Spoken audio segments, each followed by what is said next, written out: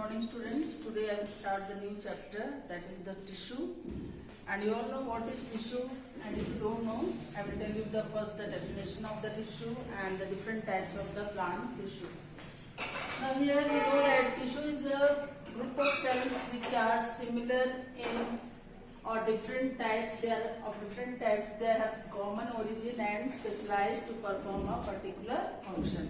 This group of cells which perform a particular function, they are called tissues. And tissues are of two types: plant tissue and animal tissue. First we will study about the plant tissues. Now plant tissue is divided into two types: meristematic tissue and permanent tissue.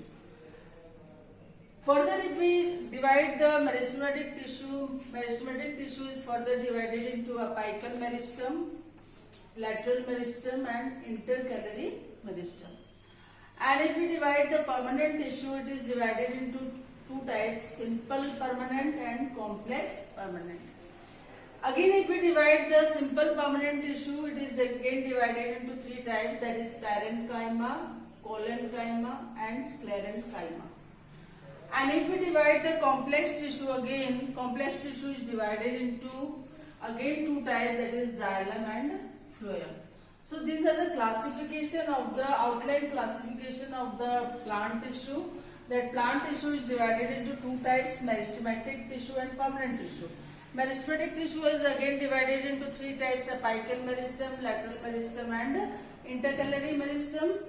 And again the permanent tissue is divided into two types: simple permanent and complex permanent. And simple permanent is divided into three types, that is parenchyma, collenchyma and sclerenchyma. And complex tissue is divided into xylem and phloem. Today we will deal with the meristematic tissue, the types and their location as well as structure and function. So if we take the meristematic tissue, first of all, total as a whole meristematic tissue, their function is that they help in the growth of the plant, whole plant, whether it is a stem, root, leaves, branches, whatever the different parts of the plants are there.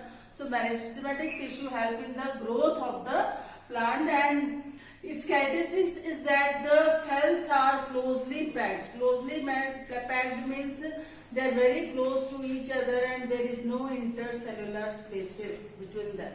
So cells are very closely packed. So it is mostly found in the stems, roots, because they are very closely packed, and that's why they are hard in structure. And second is that they are either shape, if we see, then they are either spherical, oval or polygonal in shape.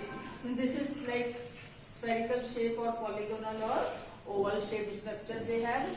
And based on their location, means where they are present, they are divided into three types: apical meristem, lateral meristem and intercalary meristem.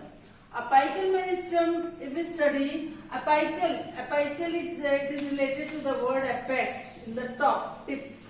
So apex means it is present at the tip, or we can say it is present in the growing tip of the shoot and root. Growing tip means, suppose this is a root, so this tip part they consist of the apical meristem. If we draw the diagram of the structure, then this tip part is the apical meristem, and this is the intercalary meristem, and this is the lateral meristem.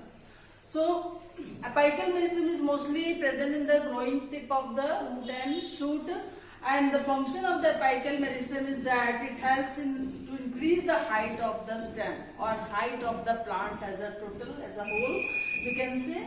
So this is about the function of the apical meristem. Now second we come to the intercalary meristem. If we study, intercalary meristem is between the lateral meristem and apical meristem. So intercalary meristem, it is mostly present in the base of the node. Base of the node means you all know that this is the stem, and node is the region from where the leaves arise. So this leaf is arising means this part is the node part.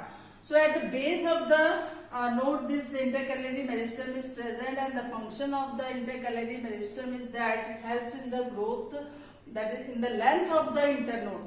Internode, what is internode? Internode is actually the space between the nodes. This is also the node, and the part between the two nodes, this is called internode. So these are mostly present in the internode part of the leaves. And node is the region where the leaves arise, and they grow and develop.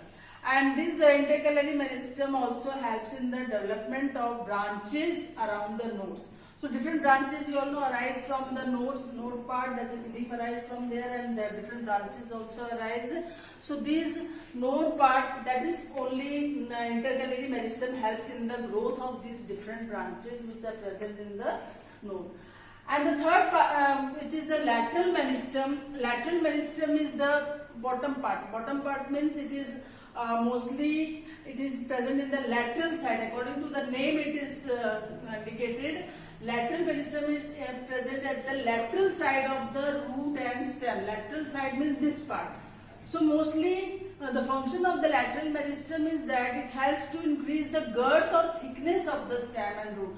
As you all know that as the plant grows in size and year by year the plant grows, its thickness means it becomes thicker and thicker.